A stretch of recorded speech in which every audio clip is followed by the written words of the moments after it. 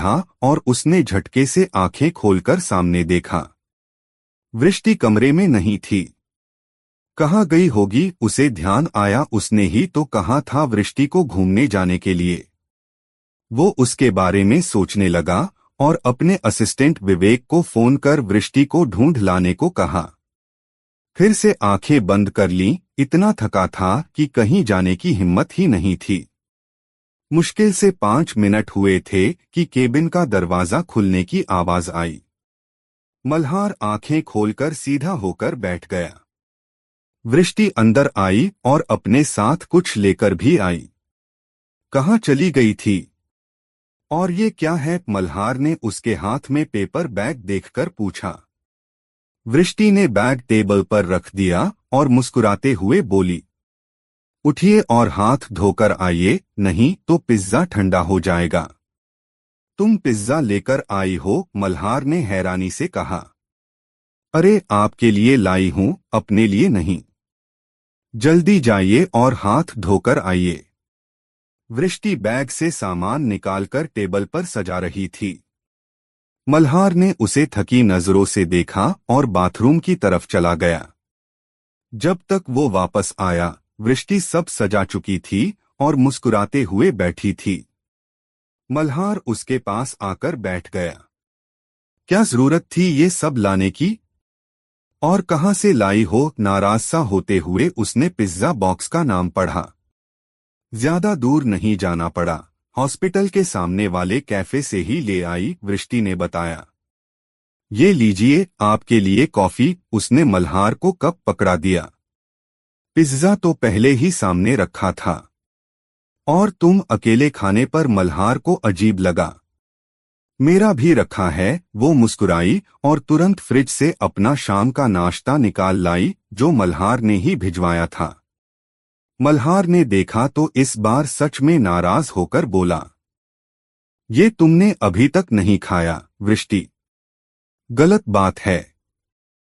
तुम सुबह से भूखी हो। आपने भी तो कुछ नहीं खाया ना? मल्हार के गुस्से से वो थोड़ा नर्वस होकर बोली। मैंने बताया था ना कि लंच ले लिया है, मल्हार सख्ती से बोला।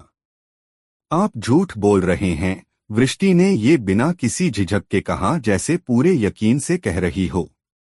मल्हार ने थकी नजरों से उसे देखा। वृष्टि, इतनी देर तक भूखे रहना तुम्हारे लिए सही नहीं है। इस बार वो थोड़े नर्म लहजे में बोला। आपके लिए भी तो नहीं है ना?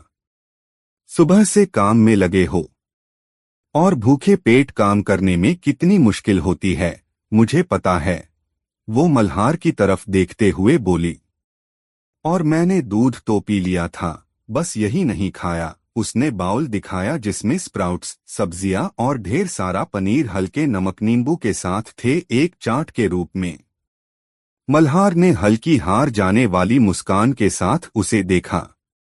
बस उसके सामने ही लड़ना जानती है ये लड़की। ठीक है, मान लिया सब कुछ। अब खाना शुरू करें। उसके कहते ही वृष्टि भी मुस्कुरा दी और सिर हिलाकर खाने लगी। मल्हार ने भी पिज्जा की स्लाइस उठा ली।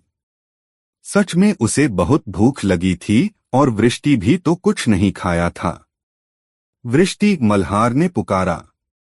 जी, वृष्टि ने बाउल से पनीर का टुकड़ा उठाते हुए उसकी तरफ देखा। मुंह खोलो, मल्हार उसके सामने पिज्जा की स्लाइस लिए बैठा था। वृष्टि ने हैरानी से उसे देखा। पर आपने ही तो मना किया था ये सब खाने से। हाँ, मैंने ही मना किया था और आगे भी नहीं खाने दूंगा।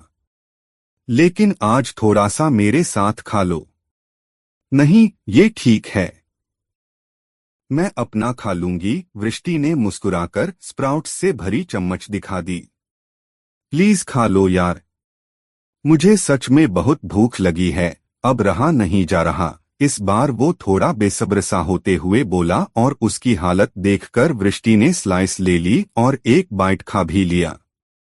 उसके बाद दोनों चुपचाप खाने लगे। वृष्टि के कहने पर मल्हार ने भी उसके बाउल से 2-3 बार खा लिया। थैंक यू वृष्टि, सच में बहुत भूख लगी थी, हाथ पोंछते हुए मल्हार बोला। वृष्टि ने आंखें छोटी करके उसकी तरफ देखा। देखा, मैं सच कह रही थी ना? मल्हार हंस दिया। हाँ, तुम सच कह रही थी। तुम जीती, मैं हारा। अब बताओ, घर चलना है? हालांकि मेरा मन नहीं है तुम्हें उस घर में भेजने का। जाना तो पड़ेगा ना? वृष्टि मायूसी से बोली, फिर थोड़ी झिझकते हुए बोली, आप मेरी एक और मदद कर देंगे? हाँ कहो। मल्हार तुरंत राजी हो गया। मुझे वकील अंकल से मिलना है। वो 3 महीने पहले आए थे और कहकर गए थे कि घर आना, कुछ जरूरी बातें करनी हैं। तो तुम अभी तक गई क्यों नहीं? ये लोग जाने ही नहीं देते। और उन्होंने जाने से पहले मुझे अपना एड्रेस दिया था, जो उनके जाते ही मामी ने मेरे हाथ से छीनकर जला दिया। कहने लगी कि जो बात है हमारे सामने बताएं। लेकिन वकील अंकल राजी नहीं हुए और मुझे आने को कहकर चले गए।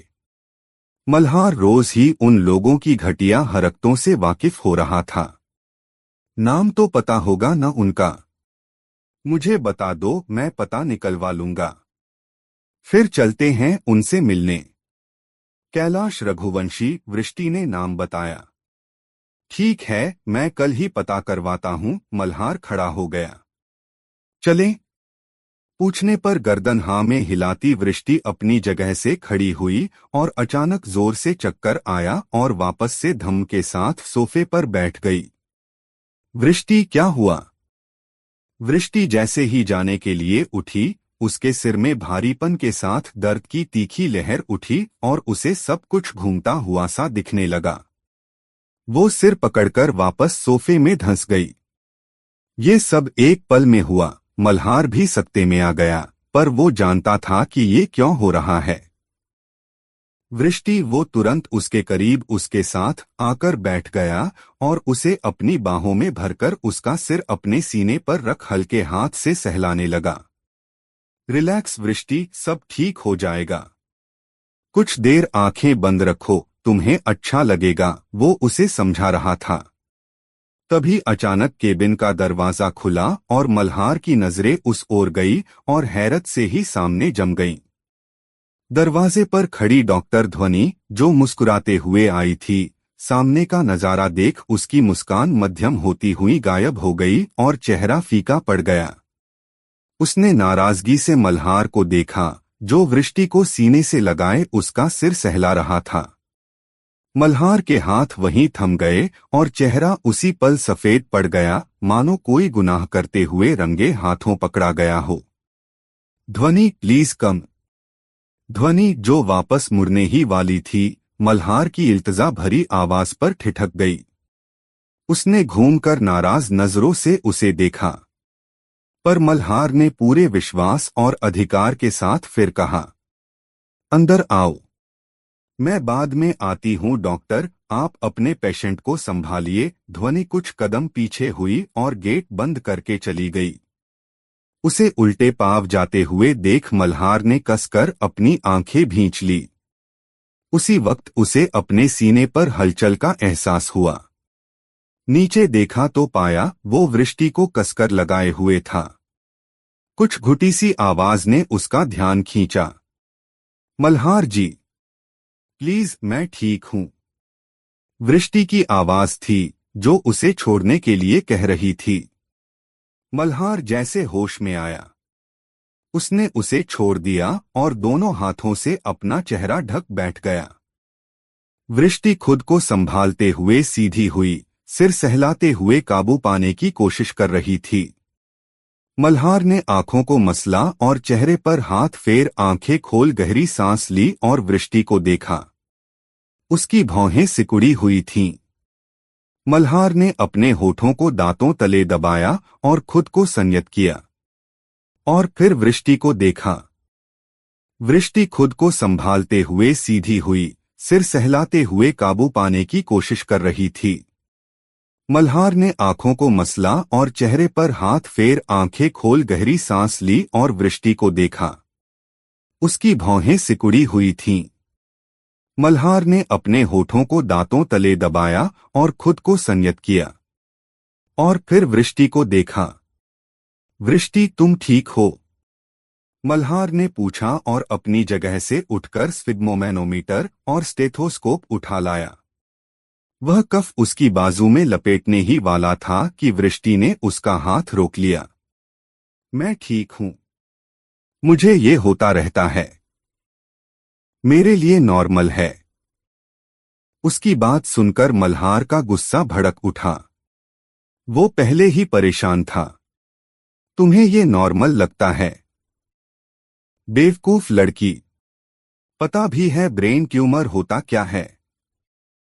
उसका स्वर कुछ ज्यादा ही सख्त हो गया। वृष्टि ने तुरंत उसकी ओर देखा। दोनों की नजरें मिलीं। वृष्टि की आंखों में दर्द था और दर्द का एहसास भी। मल्हार उसकी आंखों के भाव एक पल में ही समझ गया। उसकी अपनी नजरों में शर्मिंदगी उतर आई।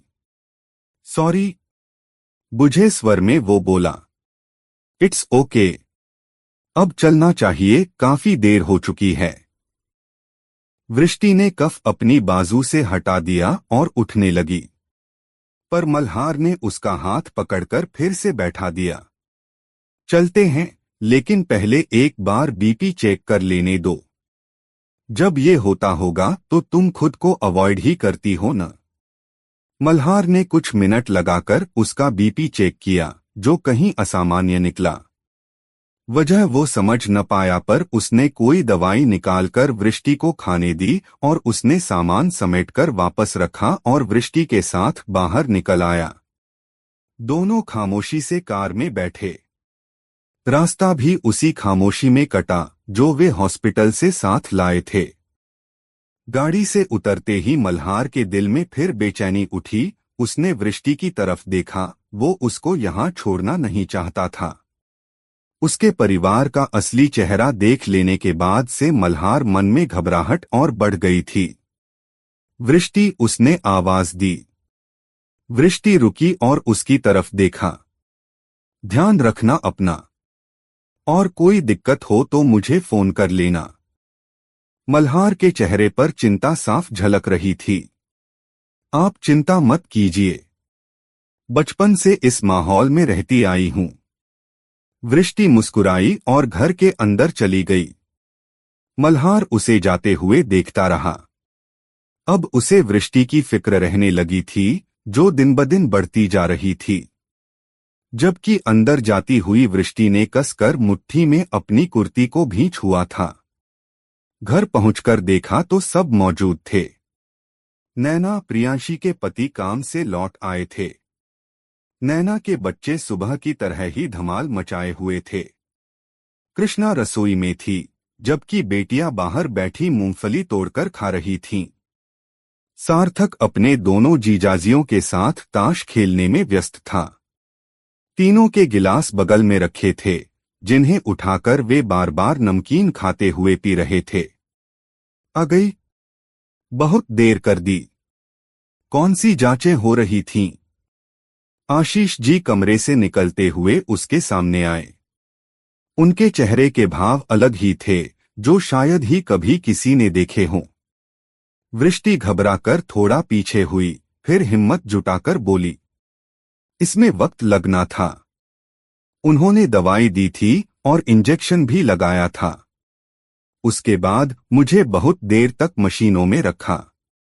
उसका बोलने का अंदाज ऐसा था जैसे केजी क्लास का बच्चा होमवर्क न करने पर डरते हुए टीचर को कारण बता रहा हो। वो बोलते बोलते पीछे हटती जा रही थी और आशीष की ठंडी, सख्त नजरें उस पर टिकी थीं। कल भी जाना है क्या? उन्होंने पूछा। वृष्टि ने गर्दन हिलाकर ना कहा। उसका गला सूख रहा था। घर के बाकी लोग भी उसे घूर रहे थे, मानो उसकी हालत देखकर मजा ले रहे हों। पर आज कुछ ऐसा हुआ जो पहले कभी नहीं हुआ था। जाओ, कमरे में जाकर आराम करो। और हाँ, खाना खाया कि नहीं? ये आशीष ने पूछा था। वृष्टि हैरत से उन्हें देखती रह गई। उसे विश्वास नहीं हुआ। खाना बन रहा है। कमरे में जाकर कपड़े बदल लो और वक्त पर खा लेना। तुम्हारी मामी बना रही है। चलो जाओ अब यहाँ से। अविश्वास सी हालत में वृष्टि अपने कमरे की तरफ चली गई। उसे अब भी विश्वास नहीं हो रहा था कि अभी क्या हुआ। उसे इतनी आसानी से कैसे बख्श दिया गया, उसे समझ नहीं आया।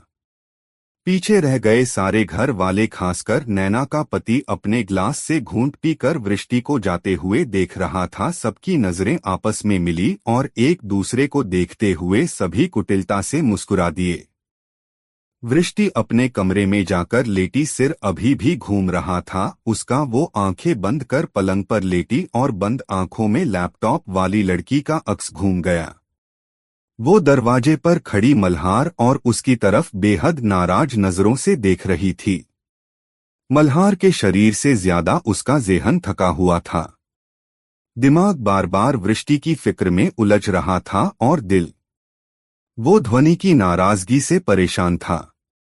वह पहले उसे मनाता, लेकिन वृष्टि को वापस लाना बेहद जरूरी था। सुबह ही वह उसे अपने साथ लाया था और अब रात हो चुकी थी। अपने लिए न सही, पर वृष्टि के लिए उसके घर वालों से डर तो लग ही रहा था, क्योंकि चाहे कुछ भी हो, रहना तो उसे उन्हीं लोगों के साथ था।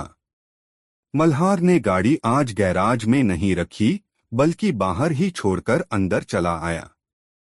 आते ही वाणी तातू तातू करती, पैरों में पायलें छनकाती उसकी तरफ दौड़ी चली आई।